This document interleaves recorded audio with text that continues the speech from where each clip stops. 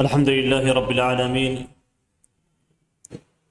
والصلاة والسلام على أشرف الأنبياء والمرسلين محمد وعلى آله الطيبين الطاهرين وعلى صحابته الغر المحجلين وعلى من تبعهم بإحسان إلى يوم الدين. أما بعد،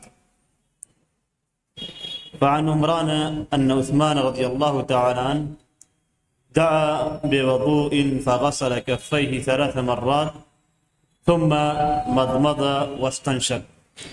واستنثر ثم غسل وجهه 3 مرات ثم غسل يده اليمنى إلى المرفق 3 مرات ثم اليسرى مثل ذلك ثم مسح برأسه ثم غسل رجله اليمنى إلى الكعبين 3 مرات ثم اليسرى مثل ذلك ثم قال: رأيت رسول الله صلى الله عليه وسلم توضأ نحو وضوئي هذا. متفق علیہ. سامعین کرام، ہمارے سامنے جو حدیث ہے یہ وضو کی کیفیت سے متعلق ہے کہ کس طریقے سے وضو بنایا جائے گا اور وضو میں کن کن اعضاء کو دھلا جائے گا. حضرت عمران روایت کرتے ہیں کہ حضرت عثمان بن عفان رضی اللہ تعالیٰ عنہ نے وضو کا پانی منگایا، اپنے دونوں ہتھیلیوں کو 3 بار دھلا، پھر کلی کی ناک میں پانی کھینچا اور ناک سے پانی نکالا، یعنی ناک صاف کی. پھر اس کے بعد اپنے چہرے کو 3 بار دھلا، پھر اپنے دائیں ہاتھ کو کہنیوں تک 3 بار دھلا، پھر بائیں کو اسی طریقے سے، پھر اپنے سر کا مسح کیا، پھر اپنے دائیں پیر کو دونوں ٹخنوں تک 3 بار دھلا، پھر بائیں کو بھی اسی طریقے سے دھلا. پھر حضرت عثمان رضی اللہ تعالیٰ عنہ نے کہا کہ میں نے رسول اللہ صلی اللہ علیہ وسلم کو دیکھا کہ آپ نے میرے اس وضو کی طرح وضو کیا. یہ حدیث بخاری اور مسلم کے اندر موجود ہیں. آئیے ایک بار اس حدیث کے الفاظ پہ ایک نظر ڈال لیتے ہیں. اس کی الفاظ کا جاننا اور اس کے مطابق کیفیت کا معلوم کرنا یہ انتہائی ضروری ہے، اور اس سے ہمیں یہ بات معلوم ہوتی ہے کہ کس طرح سے ہم کس عضو کو دھلیں گے اور کون سا عضو کہاں تک مطلوب ہے. حدیث میں حضرت عمران رحمہ اللہ جو حضرت عثمان بن عفان رضی اللہ تعالیٰ عنہ کے آزاد کردہ غلام ہیں، وہ روایت کرتے ہیں کہ حضرت عثمان بن عفان رضی اللہ تعالیٰ عنہ نے وضو کا پانی منگایا. حضرت عثمان بن عفان رضی اللہ تعالیٰ عنہ مشہور صحابی ہیں، اور یہ حضرت ابوبکر رضی اللہ تعالیٰ عنہ کی کوششوں سے اسلام میں داخل ہوئے. قدیم مسلمان میں ان کا شمار ہوتا ہے. انہوں نے دونوں ہجرتیں کی، پہلی ہجرت بھی اور دوسری ہجرت بھی. نبی اکرم صلی اللہ علیہ وسلم نے اپنی بیٹی حضرت رقیہ کو ان کے نکاح میں دیا. پھر جب ان کا انتقال ہو گیا تو اس کے بعد اپنی دوسری بیٹی حضرت ام کلثوم رضی اللہ تعالیٰ عنہ کو بھی ان کے نکاح میں دیا. اسی لیے انہیں ذو النورین کہا جاتا ہے. نبی اکرم صلی اللہ علیہ وسلم نے انہیں جنت کی بشارت دی.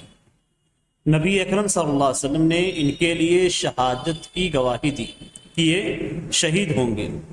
نبی اکرم صلی اللہ علیہ وسلم نے ان کی جانب سے بیعت کی. بیعت رضوان کے موقع پہ جب حضرت عثمان رضی اللہ تعالیٰ عنہ کو سفیر بنا کر مکہ روانہ کیا گیا تھا اور ان کے آنے میں تاخیر ہوئی اور یہ افواہ پھیلا دی گئی کہ حضرت عثمان رضی اللہ تعالیٰ عنہ قتل کر دیے گئے، تو ایسی صورت میں نبی اکرم صلی اللہ علیہ وسلم نے سارے صحابہ کرام سے حضرت عثمان کا بدلہ لینے کے لیے بیعت کی.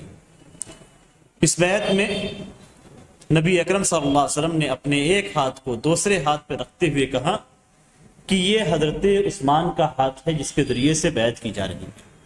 تو حضرت عثمان رضی اللہ تعالیٰ عنہ کی جانب سے نبی اکرم صلی اللہ علیہ وسلم نے اپنا ہاتھ استعمال کیا، اپنا دست مبارک استعمال کیا اور ان کی جانب سے بیعت کی. حضرت عثمان رضی اللہ تعالیٰ عنہ حضرت عمر رضی اللہ تعالیٰ عنہ کے بعد خلافت کے درجے پہ فائز ہوئے، اور یہ اہل شورا کی مشورے سے ہوا اور یہ پہلے محرم سن 24 میں خلافت کے درجے پہ فائز ہوئے اور جمعہ کے دن 10 ذوالحجہ عصر کے بعد شہید کر دیے گئے اور ان کی تدفین بقیع سے باہر ایک مقام پہ ہوئی، لیکن توسیع کے بعد وہ حصہ آج بقیع کے اندر شامل ہے۔ انہیں دفن کیا گیا سن 35 کے سنیچر کی رات کو، جمعہ کو ان کی شہادت ہوئی اور سنیچر کے دن ان کی تدفین کی، سنیچر کی رات میں ان کی تدفین کی گئی۔ جس وقت ان کو شہید کیا گیا اس وقت وہ قرآن کو کھولے ہوئے پڑھ رہے تھے، روزے سے تھے، قرآن کو کھول کر پڑھ رہے تھے اور ان کا کھانا پینا بند کر دیا گیا تھا۔ مظلوم ہو کر انہیں شہید کیا گیا۔ جب شہید کیا گیا تو ان کے خون کے دھبے قرآن مجید پہ پڑھے، اور جس مقام پہ پڑھے اس آیت کریمہ پہ اگر غور کریں تو اللہ تبارک و تعالیٰ کی جانب سے جو مقدر کیا گیا ہے اور جو تعلق ہے ان کے شہید ہونے کا اور ان کے دشمنوں کا، فَسَيَكْفِيكَهُمُ اللَّهُ، اللہ تبارک و تعالیٰ ان کے لیے کافی۔ فَسَيَكْفِيكَهُمُ اللَّهُ پہ خون کے دھبے، جب انہیں قتل کیا گیا تو خون کے دھبے پڑے، یعنی اللہ تبارک و تعالیٰ ان کے لیے کافی ہے۔ ان کی جانب سے صحابہ کرام نے قتال کرنے کی کوشش کی لیکن انہوں نے منع کر دیا۔ یہ وہ صحابی ہیں جن کے تعلق سے کہا جاتا ہے کہ حضرت ابوبکر رضی اللہ تعالیٰ عنہ کے حسنات میں سے حضرت عثمان رضی اللہ تعالیٰ، انہوں نے کتنے قافلوں کو، کتنے جہاد کے قافلوں کو انہوں نے خود اپنے پیسے سے تیار کیا۔ ہر وہ چیز جس کی ضرورت اسلام میں پیش آتی، جس کے لیے مالی تعاون درکار ہوتا، حضرت عثمان رضی اللہ تعالیٰ عنہ سب سے آگے رکھتے، اور اس کے باوجود نبی اکرم صلی اللہ علیہ وسلم نے ان کی حیات میں ہی انہیں اس بات کی بشارت دے دی گئی تھی کہ انہیں شہید کیا جائے گا۔ نبی اکرم صلی اللہ علیہ وسلم ایک باغ میں بیٹھے ہوئے تھے اور دروازے پہ ایک صحابی کو مقرر کر دیا کہ کوئی بھی شخص آئے تو باغ میں داخل ہونے نہ دیا جائے۔ آپ صلی اللہ علیہ وسلم کنویں پہ پیر لٹکائے اور اپنے لنگی کو کھولے ہوئے، اپنی دونوں رانوں کو لنگیوں سے کھولے ہوئے بیٹھے ہوئے تھے۔ حضرت ابوبکر رضی اللہ تعالیٰ عنہ تلاش کرتے ہوئے باغ تک پہنچے، پوچھا تو معلوم ہوا کہ باغ کے اندر ہے۔ تو اس کے بعد بھیجا گیا، جو دربان تھا دربان کو بھیجا گیا، صحابی کو بھیجا گیا کہ جائیے نبی اکرم صلی اللہ علیہ وسلم سے اجازت طلب کیجیے۔ نبی اکرم صلی اللہ علیہ وسلم سے اجازت طلب کی گئی، آپ صلی اللہ علیہ وسلم نے اجازت دی۔ حضرت ابوبکر رضی اللہ تعالیٰ عنہ داخل ہوئے اور نبی اکرم صلی اللہ علیہ وسلم کے ساتھ بیٹھ گئے۔ تھوڑی دیر بعد حضرت عمر رضی اللہ تعالیٰ عنہ ڈھونڈتے ہوئے پہنچے، ان کے لیے اجازت طلب کی گئی، انہیں اجازت دی گئی، پھر آ کر وہ بھی نبی اکرم صلی اللہ علیہ وسلم کے ساتھ بیٹھ گئے۔ نبی اکرم صلی اللہ علیہ وسلم جس طرح سے تھے، جس کیفیت میں تھے، اس کیفیت میں کوئی تبدیلی نہیں۔ یہ دونوں صحابی، ان کو جب اجازت دی گئی تو اس وقت نبی اکرم صلی اللہ علیہ وسلم نے کہا تھا کہ ان کو جنت کی بشارت دینا۔ حضرت ابوبکر رضی اللہ تعالیٰ عنہ کے تعلق سے بھی کہا کہ انہیں جنت کی بشارت دینا، حضرت عمر رضی اللہ تعالیٰ عنہ کے تعلق سے بھی کہا کہ انہیں جنت کی بشارت دینا۔ جب حضرت عثمان رضی اللہ تعالیٰ عنہ ڈھونڈتے ہوئے وہاں تک پہنچے اور انہوں نے اجازت طلب کی تو نبی اکرم صلی اللہ علیہ وسلم نے صحابی سے کہا کہ جائیے انہیں جنت کی بشارت دے دیجیے ایک فتنے کے بعد جس میں وہ شہید کر دیے جائیں گے۔ تو انہوں نے کہا کہ اللہ المستعان۔ داخل ہوئے، جب نبی اکرم صلی اللہ علیہ وسلم حضرت عثمان رضی اللہ تعالیٰ عنہ کے آنے کا مرحلہ ہوا، داخل ہونے ان کے آنے کا وقت ہوا، تو نبی اکرم صلی اللہ علیہ وسلم نے اپنے لنگی، اپنے تہبند سے اپنے ران کو ڈھانپ دیا، سرکائے ہوئے تھے، آپ نے برابر کر لیا۔ پوچھا گیا آپ صلی اللہ علیہ وسلم سے، تو آپ صلی اللہ علیہ وسلم نے فرمایا کہ الا استحی من رجل تستحی منہ الملائکہ، میں اس آدمی سے حیا نہ کروں جس سے فرشتے حیا کرتے ہیں، انسان نہیں، فرشتے حیا کرتے ہیں۔ یہ حضرت عثمان رضی اللہ تعالیٰ عنہ کی وہ فضیلت ہے اور ان کی وہ بشارت ہے جو انہیں دنیا میں بھی دی گئی تھی، جنت کے تعلق سے بھی اور شہادت کے بھی تعلق سے۔ اس حدیث کو جو ہمارے سامنے ہے، اس حدیث کو امام بخاری امام مسلم رحمہ اللہ نے ذکر کیا ہے. یہاں پہ جو الفاظ ہیں وہ امام مسلم رحمہ اللہ کے ہیں اور الفاظ میں کچھ کمی ہے. علامہ ابن حجر رحمہ اللہ نے پوری حدیث کو ذکر نہیں کیا. انہوں نے کہا کہ عثمان رضی اللہ تعالیٰ عنہ نے یہ بات کہی کہ میں نے نبی اکرم صلی اللہ علیہ وسلم کو اپنے اس وضو کی طرح وضو بناتے ہوئے دیکھا تھا. آگے کیا کہتے ہیں کہ پھر نبی اکرم صلی اللہ علیہ وسلم نے فرمایا من توضأ نحو وضوء هذا ثم قام فركع ركعتين لا يحدث فيهما نفسه غفر له ما تقدم من ذنبه. نبی اکرم صلی اللہ علیہ وسلم نے فرمایا وضو کرنے کے بعد گویا حضرت عثمان رضی اللہ تعالیٰ عنہ نے نبی اکرم صلی اللہ علیہ وسلم کو وضو بناتے ہوئے دیکھا. جس کیفیت سے دیکھا اس کیفیت سے انہوں نے خود وضو بنایا. اور نبی اکرم صلی اللہ علیہ وسلم نے اپنے وضو کے بعد کیا فرمایا کہ جو شخص میرے اس وضو کی طرح وضو بنائے گا پھر کھڑے ہو کر 2 رکعت نماز ادا کرے گا. 2 رکعت کوئی بھی نفل ادا کرے گا. 2 رکعت نماز ادا کرے گا اور ان 2 رکعت میں وہ اپنے آپ سے بات نہیں کرے گا. ہم نماز میں کھڑے ہوتے ہیں تو بہت ساری باتیں ہوتی ہیں جو ہمارے ذہن میں گردش کرتی رہتی ہے. اسی کے تعلق سے نبی اکرم صلی اللہ علیہ وسلم فرماتے ہیں یعنی پورے خشوع و خضوع کے ساتھ پورے یکسوئی کے ساتھ اپنے آپ سے بات نہ کرے تو اس کے لیے پچھلے گناہوں کو معاف کر دیا جائے. کتنی بڑی فضیلت ہے.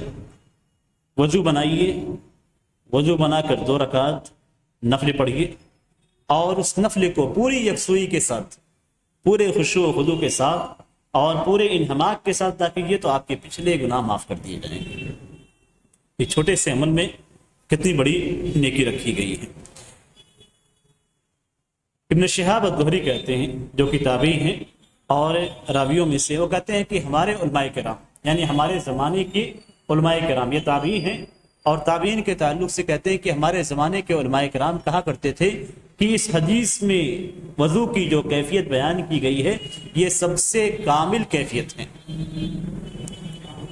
اب آئیے دیکھتے ہیں اس حدیث کے اندر کیا کہا گیا ہے. اس حدیث کے اندر سب سے پہلے وضو کے پانی کو طلب کیا گیا ہے اور اس سے یہ ثابت ہوتا ہے کہ وضو کے پانی کو طلب کیا جا سکتا ہے. کسی سے مانگ کر آپ وضو بنا سکتے ہیں, یعنی آپ دوسرے کے پانی سے وضو کر سکتے ہیں. اس لیے کہ انہوں نے پانی منگایا تو ضروری نہیں ہے کہ جو پانی منگایا گیا تھا ان کا اپنا پانی ہو, بلکہ کسی اور کے پانی سے بھی وضو کیا جا سکتا ہے. دوسری جو چیز ذکر کی گئی فغسل کفیہ 3 مرات کہ انہوں نے اپنے ہتھیلی کو 3 بار دھونا. کف کا لفظ استعمال کیا گیا ہے. کف عربی زبان میں ہتھیلی کو کہتے ہیں اور ہتھیلی کو اس لیے کہتے ہیں کہ اس سے دوسری چیزوں کو آپ روکتے ہیں. کوئی بھی چیز آتی ہے تو آپ ہاتھ سے روکتے ہیں, اس لیے اسے کف کہا گیا. کف کا اطلاق کہاں سے ہوتا ہے؟ انگلیوں کے ابتدا سے لے کر گٹے یا جوڑ تک کف کا اطلاق ہوتا ہے. اور یہی وہ کیفیت ہے, یہی وہ مقام ہے جہاں سے چور کے ہاتھ کو کاٹا جائے گا.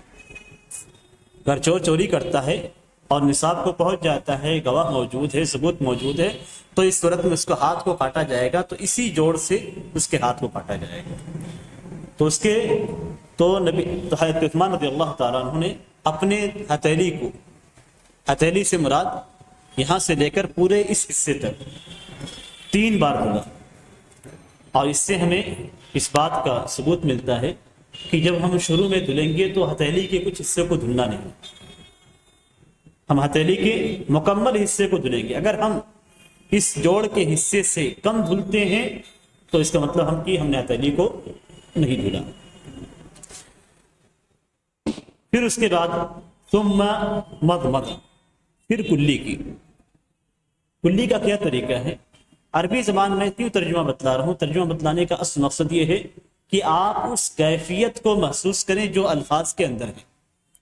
پھر حضرت عثمان رضی اللہ تعالیٰ عنہ نے کلی کیا. عام ترجمہ اردو زبان میں یہی رہتا ہے کہ پھر انہوں نے کلی کیا, لیکن عربی زبان میں مضمضہ کہتے ہیں پانی کو لے کر منہ میں گھمانا, پانی کو منہ میں ڈال کر اس کے بعد حرکت دینا, یہ مضمضہ ہے. آپ پانی کو منہ میں ڈالیں اور نکال دیں فوراً, جیسا کہ بہت سارے جو ہے کرتے ہیں, تو اسے عربی زبان میں مضمضہ نہیں کہا جاتا.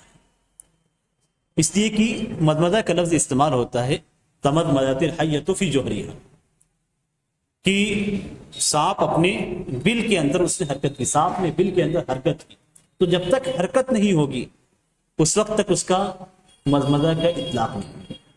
کامل وضو کی کیفیت ہے یہ، کامل وضو کی کیفیت یہ کہ آپ پانی کو منہ میں لیں اور اس کے بعد پہلے منہ میں گھمائیں اور گھمانے کے بعد حرکت کرنے کے بعد پھر نکالیں، تو یہ تمدمدہ یا مدمدہ کا معنی ہوتا ہے۔ اس کے بعد کہا گیا واستنشق، استنشاق کہتے ہیں پانی کو سانس کے ذریعے سے ناک کے اندر کھینچنا، پانی کو سانس کے ذریعے سے ناک کے اندر کھینچنا، یہ استنشقہ کا لفظ ہے۔ یعنی استنشاق کہتے ہیں آپ پانی کو لیں اور پانی کو لے کر سانس کے ذریعے سے اندر کی جانب کھینچیں، تو یہ استنشاق ہے۔ یہ نہیں کہ صرف پانی آپ نے مار لیا ناک میں تو یہ ہو گیا، نہیں، یہاں پہ جو چیز ذکر کی گئی استنشاق کا وہ یہ کہ پانی کو کھینچنا، پانی کو ناک میں کھینچنا۔ پھر اس کے بعد جو ذکر کیا گیا ہے واستنثر، استنثار کہتے ہیں پانی کو ناک سے نکالنا، پانی کو ناک سے نکالنا۔ پھر اس کے بعد جو لفظ سے آیا ہوا ہے ثم غسل وجهه 3 مرات، پھر حضرت عثمان رضی اللہ تعالیٰ عنہ نے اپنے چہرے کو 3 بار دھلا۔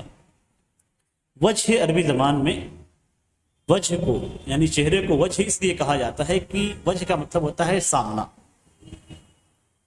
تو چونکہ آپ کسی کا سامنا اپنے چہرے کے ذریعے سے کرتے ہیں اس لیے اسے وجہ کہا جاتا ہے۔ اور وجہ کی جو حد ہے وہ بال کے شروعات سے لے کر جہاں سے آپ کا بال اگتا ہے وہاں سے لے کر تھوڑی تک،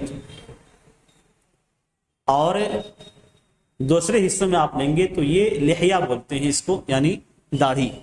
داڑھی سے مراد آپ خود اپنے ہاتھوں میں لگائیں، خود اپنے محسوس کیجیے اور دیکھیے کہ ہڈی کہاں پہ ہے، آپ کی نیچے جو داڑھ کی ہڈی ہے وہ کہاں تک پہنچتی ہے اور تھوڑی کی ہڈی کہاں تک پہنچتی ہے۔ جس مقام تک آپ کی داڑھ کی ہڈی پہنچتی ہے اور جس مقام تک آپ کی تھوڑی کی ہڈی پہنچتی ہے یہ سارے کے سارے چہرے کے اندر داخل ہیں، یہ سارے کے سارے چہرے کے اندر داخل ہیں۔ تو اگر کوئی شخص اوپر تک دھل لیتا ہے اور نیچے جہاں تک ہڈی ہے وہاں تک نہیں دھلتا تو ایسی صورت میں اس کا وضو نہیں۔ یہ تو اوپر سے لے کر نیچے تک کا معاملہ ہوا۔ اور اگر چوڑائی میں لیتے ہیں تو کان کے حصے سے لے کر دوسرے کان، کان کے حصے سے لے کر دوسرے کان تک۔ بعض علماء کے نزدیک یہ جو بیچ کا حصہ ہے داڑھی اور کان کے درمیان اس کے تعلق سے اختلاف ہے، لیکن راجح قول یہی ہے کہ یہ بھی چہرے کے اندر داخل ہے۔ تو یہ چہرہ ہے اور اس کا دھلنا واجب ہے۔ اس کا دھلنا واجب کیوں ہے؟ اس لیے کہ اللہ تعالیٰ نے قرآن مجید میں اس کا ذکر کیا ہے۔ پھر اس کے بعد جو الفاظ ذکر کیے گئے ہیں ثم غسل يده اليمنى الى المرفق 3 مرات، پھر حضرت عثمان نے اپنے دائیں ہاتھ کو کہنیوں تک 3 بار دھلا۔ اب کہنیاں اس میں داخل ہیں یا داخل نہیں ہیں یہ ایک الگ مسئلہ ہے کہ کہنی کی جو ہڈی ہے آپ کو محسوس کی یہ ساری چیزیں جو ہے شریعت کے اعتبار سے ہیں، کہنیوں کی ہڈی اس کے اندر شامل ہے یا شامل نہیں ہے۔ تو علماء کرام نے کہا ہے کہ اگر کوئی چیز اپنے ماقبل کے جنس سے ہو، یعنی جو ذکر کیا گیا ہے جیسے مثال کے طور پہ ہاتھ کا ذکر، ذرا کا ذکر کیا گیا، تو اگر یہ اس جنس سے ہے تو ایسی صورت میں داخل ہو جائے گا، اور اگر جنس سے تبدیل ہو جاتی ہے تو ایسی صورت میں داخل نہیں ہوگا۔ جیسے مثال کے طور پہ قرآن مجید کے اندر کہا گیا ثم اتم الصیام الی اللیل، پھر روزے کو رات تک مکمل کرو، تو کیا پوری رات آپ روزہ رکھیں گے؟ نہیں، اس لیے کہ دن الگ جنس سے ہے، الگ چیز ہے، اور رات الگ چیز ہے، تو اگر 2 چیزیں الگ الگ ہو جاتی ہیں تو ایسی صورت میں داخل نہیں ہوتی۔ لیکن اگر 2 چیزیں ایک ہی جنس سے کی ہوں، یہ بھی ہاتھ کا حصہ ہے اور یہ بھی ہاتھ کا حصہ ہے، تو اس لیے مرفق اس کے اندر داخل ہے۔ یہ تو لغوی اعتبار سے، لیکن شرعی اعتبار سے بھی دلیل موجود ہے، اور وہ حضرت ورر رضی اللہ تعالیٰ عنہ کی حدیث سے کہ انہوں نے وضو کیا، اپنے چہرے کو دھلا اور مکمل وضو کیا، پھر انہوں نے اپنے دائیں ہاتھ کو دھلنا شروع کیا یہاں تک کہ اسے بازو تک لے آئے، یعنی کہنیوں کو کراس کرتے ہوئے اوپری حصے تک لے آئے، پھر بائیں کو بھی اسی طریقے سے دھلنا شروع کیا یہاں تک کہ بازو میں داخل ہو گئے۔ تو یعنی اس کا مفہوم یہ ہوتا ہے کہ مرفق یعنی کہنی داخل ہے۔ پھر حضرت عثمان رضی اللہ تعالیٰ عنہ نے بائیں کو بھی اسی طریقے سے دھلا۔ ثم مسح برأسه، پھر اس کے بعد انہوں نے اپنے سر کا مسح کیا۔ سر کا مسح کا مطلب یہ ہوتا ہے کہ اپنے گیلے ہاتھوں سے اپنے گیلے ہاتھوں کو سر پہ پھیرا۔ اب سر کی حد کیا ہے؟ سر کی حد جہاں سے بال اگتا ہے وہاں سے لے کر گردن کے اوپری حصے تک، یہ سر کی حد ہے۔ جہاں سے بال اگتا ہے وہاں سے لے کر گردن کے اوپری حصے تک یہ سر کی حد ہے۔ اور اس کے چاروں طرف سے آپ لیں گے، دائیں سے بھی بائیں سے بھی، اور اس کو آپ چوڑائی میں بھی لے سکتے ہیں، لمبائی میں بھی لے لیجیے۔ تو یہاں پہ کہا گیا ثم مسح برأسه، پھر انہوں نے اپنے سر کا مسح کیا۔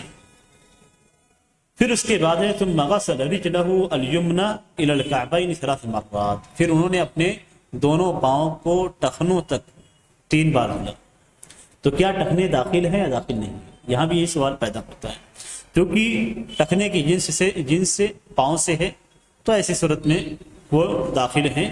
اور اس کے بعد پھر حضرت عثمان بن عفان رضی اللہ تعالیٰ عنہ کہتے ہیں کہ من توضأ رأيت رسول اللہ صلی اللہ علیہ وسلم توضأ نحو وضوء هذا، کہ میں نے رسول اللہ صلی اللہ علیہ وسلم کو دیکھا کہ آپ صلی اللہ علیہ وسلم نے میرے اس وضو کی طرح وضو بنایا، یعنی گویا انہوں نے حضرت عثمان رضی اللہ تعالیٰ عنہ نے نبی اکرم صلی اللہ علیہ وسلم کے وضو کی پوری نقل اتاری اور بتلایا کہ میرا جیسا وضو ہے ایسا ہی قریب، اس لیے کہ نبی اکرم صلی اللہ علیہ وسلم کے وضو کی حد تک کوئی پہنچ نہیں سکتا ہے، لیکن اس کے قریب نبی اکرم صلی اللہ علیہ وسلم کا وضو اعلیٰ درجہ کا ہوتا تھا۔ ہم یہ نہیں کہتے کہ حضرت عثمان رضی اللہ تعالیٰ عنہ نے جو وضو بنایا وہ بالکل نبی اکرم صلی اللہ علیہ وسلم کے وضو جیسا تھا، نہیں، بلکہ اس کے قریب تھا، اس کے مشابہ تھا۔ نبی اکرم صلی اللہ علیہ وسلم کا وضو بہت ہی اعلیٰ ہے۔ اس حدیث کے اندر حضرت عثمان رضی اللہ تعالیٰ عنہ کی فضیلت ظاہر ہوتی ہے کہ حضرت عثمان رضی اللہ تعالیٰ عنہ نے لوگوں کے سامنے وضو کی کیفیت کو بیان کیا، اور اس سے ہمیں یہ سبق ملتا ہے کہ ہمیں جب بھی کسی چیز کو بتلانا ہو جسے عملی طور پہ انجام دینا ہے، تو ایسی صورت میں ہم اسے صرف زبانی طور پہ نہ بتلائیں۔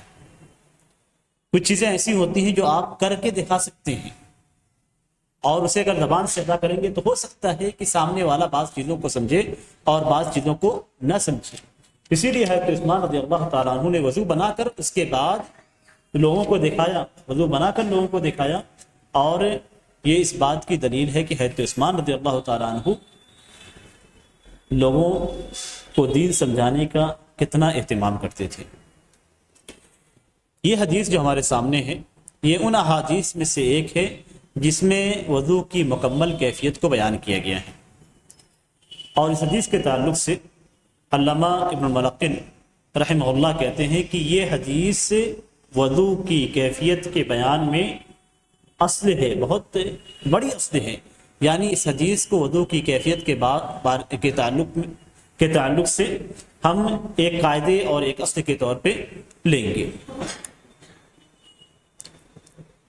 اس حدیث کے اندر جس بات کو ذکر کیا گیا ہے وہ یہ کہ حضرت عثمان رضی اللہ تعالیٰ عنہ نے اپنی دونوں ہتھیلیوں کو 3 بار دھلا، پھر کلی کی، پھر ناک میں پانی ڈالا، پھر ناک صاف کی، پھر اس کے بعد اپنے چہرے کو 3 بار دھلا، پھر دائیں ہاتھ کو کہنی کے ساتھ 3 بار دھلا، پھر بائیں کو اسی طریقے سے، پھر سر کا مسح کیا، پھر اپنے دائیں پیر کو ٹخنوں تک 3 بار دھلا، پھر بائیں کو اسی طریقے سے، اور اس کے بعد کہا کہ یہ نبی اکرم صلی اللہ علیہ وسلم کی وضو کی کیفیت ہے۔ تو اس سے ہمیں یہ دلیل ملتی ہے کہ دونوں ہتھیلیوں کو 3 بار دھلنا مشروع ہے، دونوں ہتھیلیوں کو 3 بار دھلنا مشروع ہے، اور دونوں ہتھیلیوں کا وضو کی ابتدا میں دھلنا یہ سنت ہے، واجب نہیں۔ یعنی اگر کوئی شخص مثال کے طور پہ ہتھیلیوں کو دھلنا بھول جاتا ہے اور پانی لے کر سیدھے سب سے پہلے چہرے کو دھلتا ہے تو ایسی صورت میں اس کا وضو درست ہوگا، اس کا وضو درست ہوگا۔ یہ ہم یہ نہیں کہیں گے کہ اس کا وضو غلط ہوگا، بلکہ اس کا وضو درست ہوگا، اس لیے کہ اس نے ہتھیلیوں کو پہلے دھلنا چھوڑ دیا ہے، ہتھیلیوں کو پہلے دھلنا چھوڑ دیا ہے۔ تو ایسی صورت میں یہ سنت ہے، اور سنت کے ترک کرنے کی وجہ سے کوئی چیز باطل نہیں ہوتی ہے۔ اور یہ سنت اس لیے ہے کہ اللہ تبارک و تعالیٰ نے جب وضو کا ذکر کیا، یا ایھا الذین آمنوا اذا قمتم الی الصلاۃ فاغسلوا وجوہکم، کہ اے ایمان والو جب تم نماز کے لیے کھڑے ہو تو ایسی صورت میں اپنے چہروں کو دھلو۔ تو اللہ تعالیٰ نے سب سے پہلے چہرہ دھلنے کا حکم دیا۔ نبی اکرم صلی اللہ علیہ وسلم نے سب سے پہلے ہتھیلی دھلی، نبی اکرم صلی اللہ علیہ وسلم نے سب سے پہلے ہتھیلی دھلی، اللہ تعالیٰ نے سب سے پہلے چہرہ دھلنے کا حکم دیا۔ تو اللہ تعالیٰ نے جس چیز کا حکم دیا وہ واجب ہے، اور نبی اکرم صلی اللہ علیہ وسلم نے اس کے علاوہ جو اعمال کیے وہ سنت ہے۔ تو اگر آپ دیکھیں تو نبی اکرم صلی اللہ علیہ وسلم نے صرف اتنا ہی زائد کیا کہ آپ نے اپنی ہتھیلیوں کو دھلا، اس لیے کہ یا ایھا الذین آمنوا اذا قمتم الی الصلاۃ فاغسلوا وجوہکم، اپنے چہرے کو دھلو، وایدیکم الی المرافق، اور اپنے دونوں ہاتھوں کو کہنیوں تک، وامسحوا برؤوسکم، اور اپنے سروں کا مسح کرو، وارجلکم الی الکعبین، اور اپنے دونوں پیروں کو ٹخنوں تک دھلو۔ تو سارے وضو کی کیفیت قرآن کے اندر بیان کی گئی، لیکن صرف ہتھیلی دھلنے کی کیفیت نہیں بیان کی گئی کہ ابتدا میں ہتھیلیوں کو دھلا جائے گا۔ تو ہتھیلیوں کا دھلنا یہ سنت ہے، باقی جتنے اعمال قرآن کے اندر ذکر کیے گئے ہیں وہ سارے کے سارے اعمال اور افعال واجب ہیں۔ اب سوال یہ پیدا ہوتا ہے کہ اللہ تبارک تعالیٰ نے چہرہ دھلنے کا حکم دیا، نبی اکرم صلی اللہ علیہ وسلم نے پہلے ہاتھوں کو دھلا، اس میں حکمت کیا ہے؟ ظاہر سی بات ہے نبی اکرم صلی اللہ علیہ وسلم قرآن کی مخالفت نہیں کرتے تھے، بلکہ قرآن کو بیان کرتے تھے، اس کی تشریح کرتے تھے۔ تو نبی اکرم صلی اللہ علیہ وسلم نے جو پہلے ہاتھوں کو دھلا یا ہاتھوں کو دھلنے کا حکم دیا، تو یہ آپ صلی اللہ علیہ وسلم کا یہ عمل اس لیے تھا کہ ہاتھ کے ذریعے سے ہی ہم پانی کو لیتے ہیں اور اپنے چہرے کو دھلتے ہیں اور اسے ملتے ہیں۔ تو اگر ہاتھ ہی گندا ہوگا تو ایسی صورت میں چہرہ گندا ہو جائے گا، اس لیے سب سے پہلے ہاتھ کو صاف کر دیا جائے گا تاکہ اس کے بعد جو اعضاء ہم دھل رہے ہیں وہ اعضاء صاف اور ستھرے رہیں۔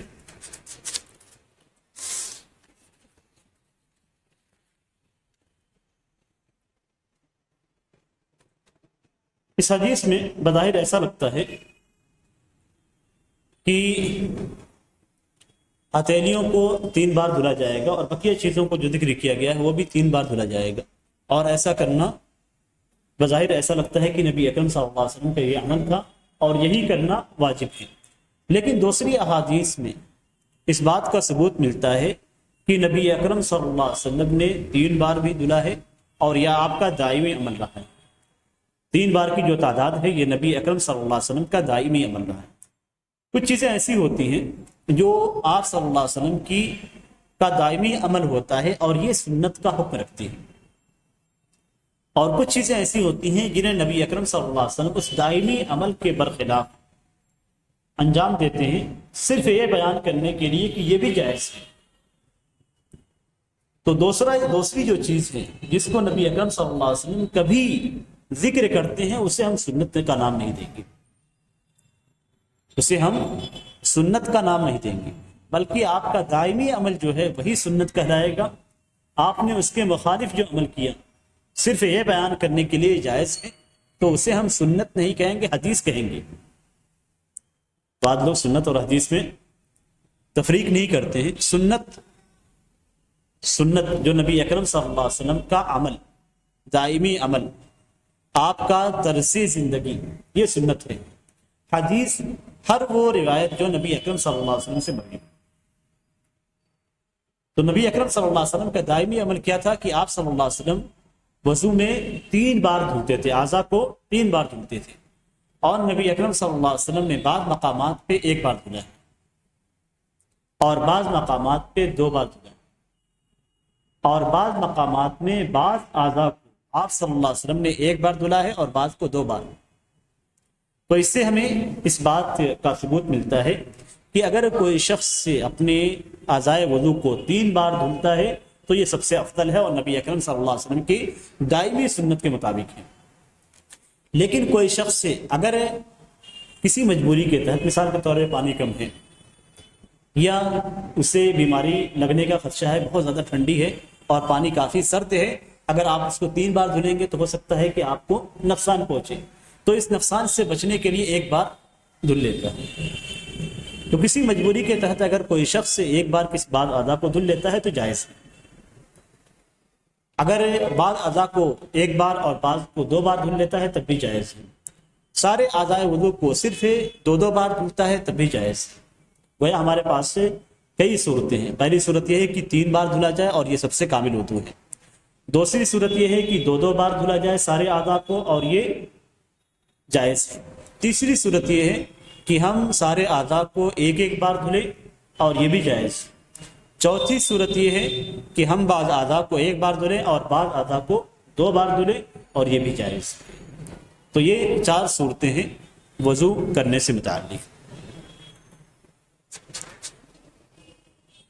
اب 3 سے زائد کرنا، 3 تک تو افضل ہے، سنت ہے، لیکن 3 سے زائد وضو کرنا یعنی بعض اعضاء کا 3 سے زائد دھلنا یہ مکروہ ہے۔ امام نووی رحمہ اللہ نے علماء کرام کا اجماع نقل کیا ہے کہ 3 سے زائد بار دھلنا یہ مکروہ ہے۔ اور اس سلسلے میں ایک حدیث بھی ہے۔ حضرت عمرو بن شعیب اپنے والد سے اور اپنے دادا سے روایت کرتے ہیں کہ ایک دیہاتی نبی اکرم صلی اللہ علیہ وسلم کے پاس آیا اور آپ سے وضو سے متعلق سوال کرنے لگا۔ نبی اکرم صلی اللہ علیہ وسلم نے اسے 3 بار وضو کر کے دکھلایا اور اس کے بعد آپ صلی اللہ علیہ وسلم نے فرمایا کہ یہ وضو ہے، یعنی وضو کا یہ طریقہ ہے، تو جس نے اس پہ زیادتی کی اس نے غلط کیا، حد سے تجاوز کیا اور ظلم کیا۔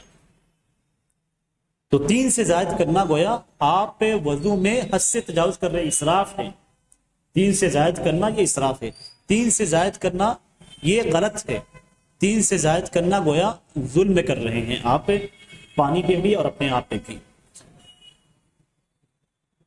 اللہ مبارک کہتے ہیں کہ جو شخص 3 سے زائد بار اعضاء کو دھلے گا میں سمجھتا ہوں کہ وہ گنہگار ہوگا۔ اور اسی طریقے سے یہ بھی کہا گیا ہے کہ اگر کوئی شخص اپنے اعضاء وضو کو 3 سے بار دھلتا ہے تو اس کا مطلب یہ کہ وہ وسوسے میں مبتلا ہے،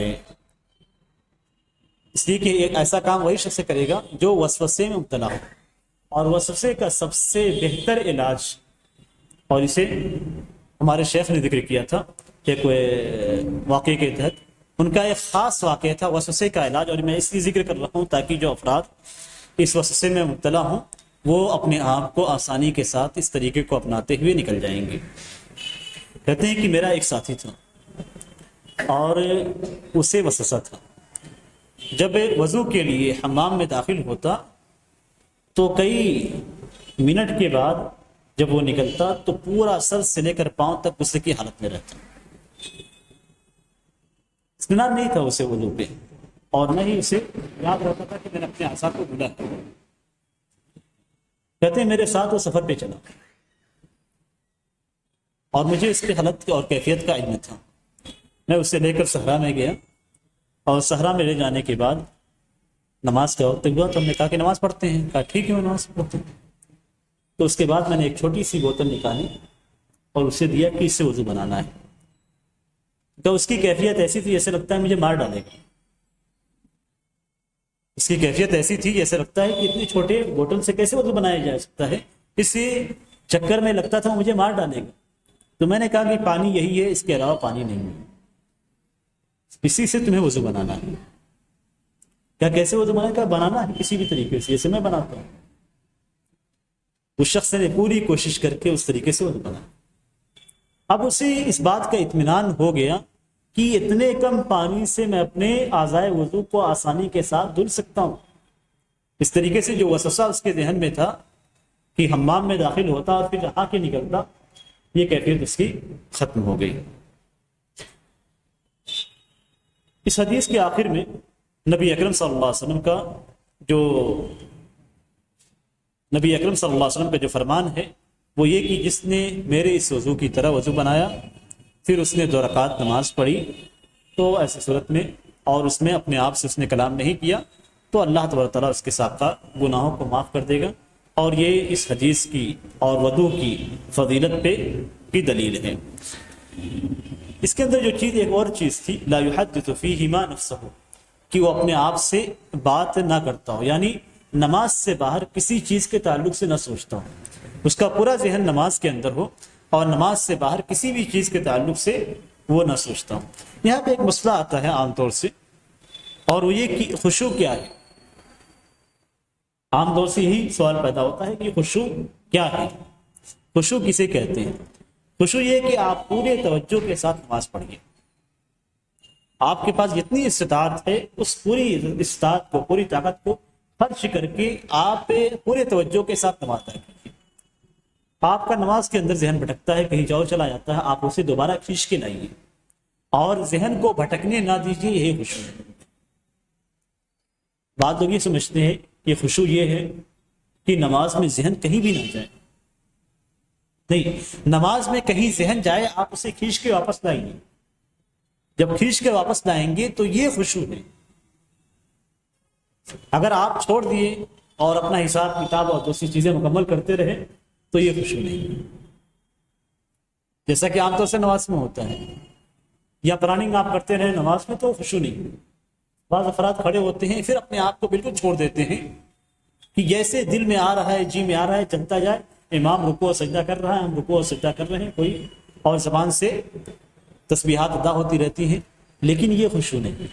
خشوع یہ ہے کہ آپ نماز میں کھڑے ہوں تو پوری توجہ آپ کی نماز، تسبیحات کے معانی اور نماز کی عظمت کی جانب ہو. اور ذہن آپ کا جا سکتا ہے، یہ ذہن آپ کا بھٹک سکتا ہے، لیکن ذہن کا بھٹکنا نہ نماز کو باطل کرتا ہے نہ خشوع کے اندر کمی واقع ہوتی ہے اگر آپ اسے واپس لاتے ہیں. حضرت عمر رضی اللہ تعالیٰ عنہ کہتے ہیں، امام بخاری رحمہ اللہ نے اسے اپنی کتاب کے اندر، صحیح بخاری کے اندر تعلیقاً روایت کیا ہے کہ میں نماز کے اندر ہوتا ہوں اور میں لشکر تیار کرتا ہوں. نماز میں نماز پڑھ رہا ہوتا ہوں اور میرا ذہن لشکر تیار کر رہا کہ کس لشکر کو کہاں کیسے بھیجا جائے، کس کو مقرر کیا جائے. یہ ساری باتیں میرے ذہن کے اندر گھومتی رہتی ہیں. تو یہ کیفیت ہوتی ہے. ایسا نہیں ہے کہ یہ خشوع کے منافی ہے، اور صحابہ اکرام کی نمازیں اس طرح نہیں ہوتی تھی، لیکن اس کے باوجود ان کا جو معاملہ ہوتا تھا وہ دین سے متعلق ہوتا تھا. لشکر کو تیار کرنا، اس سے بھیجنا، یہ سارے کے سارے دینی امور ہوتے تھے. تو اگر آپ ایسا ہوتا بھی ہے، بعض علماء کرام کبھی نماز میں ہوتے ہیں تو انہیں کوئی مسئلہ یاد آ جاتا ہے. عام طور سے 2 جگہوں پہ ہی ساری چیزیں یاد آتی ہیں، ایک سب سے اچھی کیفیت ہے اور ایک سب سے خراب کیفیت ہے. تو یہ اس کے اندر اپنے آپ کو کھینچ کے واپس لانا، یہی سب سے اہم چیز ہے. سب سے خشوع کی جانب لوٹ کے آنا، یا نماز کی جانب اپنے آپ کو لوٹانا اور اپنے آپ کو مجبور کرنا نماز، اس کی تسبیحات اور نماز کے اندر تسبیحات کے جو معنی ہیں ان کو سمجھنے میں اور اللہ تبارک تعالیٰ کی عظمت کا خیال کرنے کا، یہی خشوع ہے اور سب سے اہم چیز ہے. اس کے بعد جو حدیث ہمارے سامنے وہ حضرت علی رضی اللہ تعالیٰ عنہ کی حدیث ہے. عن علی رضی اللہ تعالیٰ عنہ فی صفت وضوء النبی صلی اللہ علیہ وسلم قال ومسح برأسه واحدا. پچھلی روایت کے اندر جو ذکر کیا گیا تھا کہ حضرت عثمان رضی اللہ تعالیٰ عنہ نے اپنے سر کا مسح کیا، وہاں پہ تعداد ذکر نہیں کی گئی تھی. تو کون سی تعداد ہے؟ کیا 3 بار مسح کیا گیا تھا، یا انہوں نے 1 بار مسح کیا، یا 2 بار مسح کیا؟ اس طرح کا کوئی تذکرہ اس حدیث کے اندر نہیں تھا. یہ حدیث جو ہمارے سامنے ہے حضرت علی رضی اللہ تعالیٰ عنہ سے مروی ہے. وہ نبی اکرم صلی اللہ علیہ وسلم کے وضو کی کیفیت کو بیان کر رہے ہیں کہ نبی اکرم صلی اللہ علیہ وسلم نے اپنے سر کا مسح 1 بار کیا.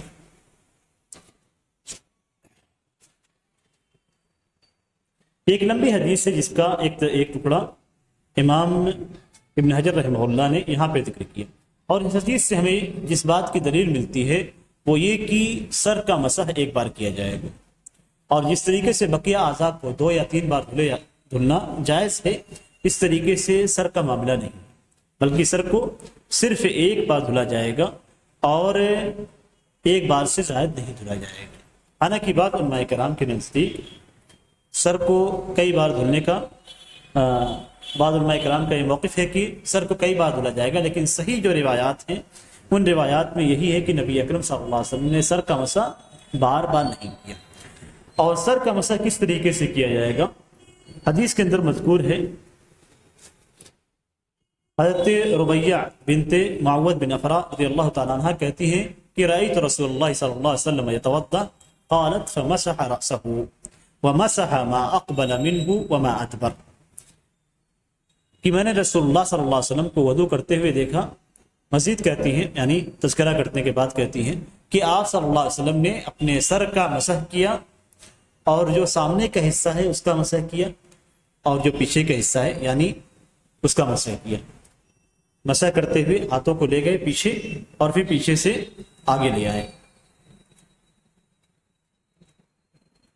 امام شافعی رحمہ اللہ قائل ہیں کہ یہ ہے سر کا مسح 3 بار کیا جائے گا، اور بعض روایات میں اس کا ذکر بھی ہے، لیکن صحیح بات یہی ہے کہ سر کا مسح 1 بار کیا جائے گا، 1 بار سے زیادہ نہیں کیا جائے گا، اور اس کی ابتدا شروع سے کی جائے گی، پیچھے گدی کے پاس لے جایا جائے گا جیسا کہ بعض روایات میں اس کی صراحت ہے، پھر وہاں سے واپس لایا جائے گا۔ اور البتہ اس سلسلے میں اختلاف ہے کہ اگر انسان کے سر پہ بال نہ ہو تو کیا صرف 1 بار آگے سے پیچھے لے جانا کافی ہے، یا پھر پیچھے سے آگے بھی لانا ضروری ہے؟ تو بعض علماء کرام کہتے ہیں کہ اگر بال نہیں ہے تو ایسی صورت میں پیچھے سے آگے لانے کی کوئی ضرورت نہیں ہے، اس لیے کہ جو مقصد ہے مسح کا وہ یہ کہ بال صاف ہو جائیں۔ تو آپ آگے سے پیچھے لے جائیں گے تو اوپری حصے صاف ہو جائیں گے، اور پیچھے سے آگے لے آئیں گے تو جو اس کے اندرونی حصے ہوں گے وہ صاف ہو جائیں گے۔ لیکن اگر بال نہیں ہے تو پھر ایسی صورت میں